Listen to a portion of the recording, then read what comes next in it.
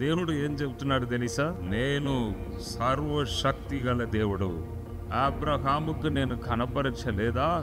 అబ్రహాముకు దేవుడు ఎలా కనపరిచాడు? 99 సంవత్సరాల వయసు. ఆ టైంలో 100 ఏళ్ళ వయసు ఒక కుమారుని ఇచ్చాడు. సైన్స్ ఒప్పుకోదు, ఎందుకంటే వృద్ధాప్యములో పిల్లలు కన్నారు అనేది సాధ్యం కాదు. లోకం ఒప్పుకోదు. తన శక్తిని దేవుడు వెల్లడి చేశాను. ఆయన ఎక్కడ బావి తవ్వినా వెంటనే నీరు వస్తుందండి.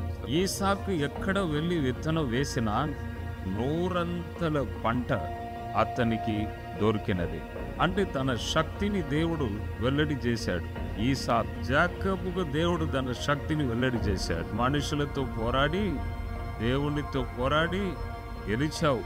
ఈ ముగ్గురికి దేవుడు సర్వశక్తి గల దేవుడని తన్ను కనపరిచాడు. యుగ యుగములు సదాకాలము ఆయన నివసించుచున్నాడు.